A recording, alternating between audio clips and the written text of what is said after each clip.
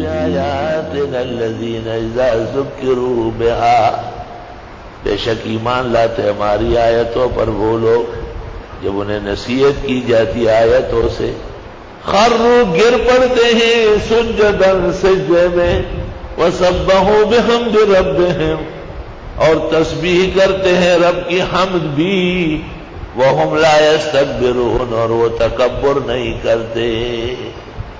جب اس آیت پر آ جائے تو اللہ اکبر سیدھا جاؤ سجدہ کرو، پھر اللہ اکبر تتجافى جنوبهم عن المضاجع، اللہ اللہ۔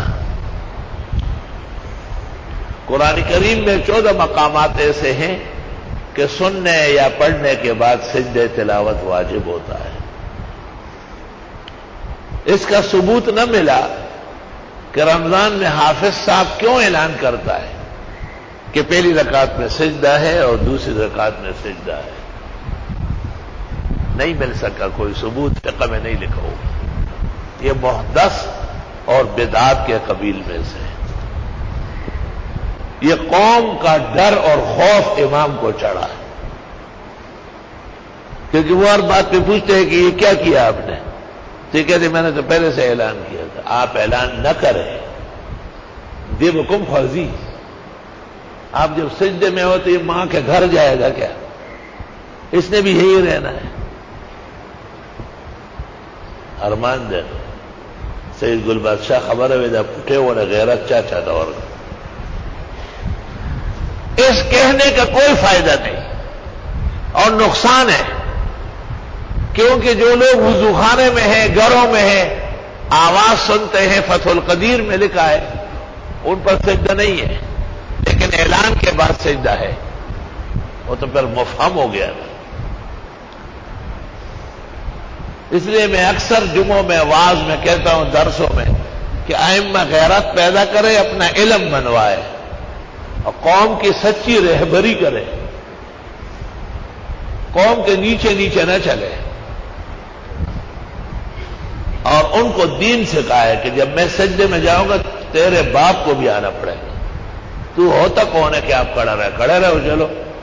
جب آدم کا سجدہ ہوا تو ابلیس بے ایمان کھڑا ہی رہا، نہ شیطان یو سجدہ ہو نکڑا پلانت شو بے فیدے ورتد عمر عبادت شو۔ نہ جانے کہ یہ کمزور اور بھونڈے مسائل کہاں سے نکلے۔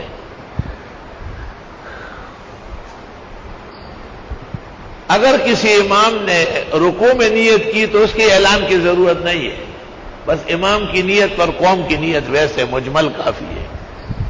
اور اگر امام نے رکوع میں بھی نیت نہیں کی، آنے والے سجدے میں خود بخود ہو جاتا ہے۔ نور العزا مراقی تحتوی امداد الفتاح وَتُؤَدَّى بِرُكُوعٍ وَسُجُودٍ غیر رکوع الصلاۃ وسجودها، نور العزا کی عبارت۔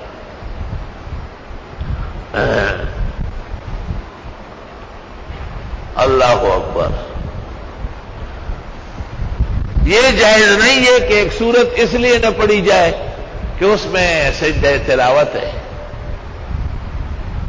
بلکہ حاکم الشہید نے الکافی لکتب الامام ستہ میں لکھا ہے کہ مجرب دعا ہے قبولیت کی کہ ایک ہی مجلس میں 14 آیتیں پڑھی جائے اور 14 سجدے کیا جائے اور آخر میں دعا مانگی جائے، فائدۃ مجربۃ لدفع المہمات وقبول الدعوات۔ اس کا نماز سے کوئی تعلق نہیں، عام حالات میں۔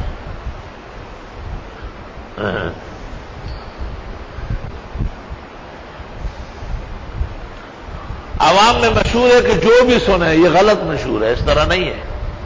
عوام جب تک سمجھے نہیں کہ آیت سجدہ پڑھی گئی، نفس سماعت سے سجدہ واجب نہیں ہے۔ دیکھیے عاجز کی کتاب پیغام مسرت،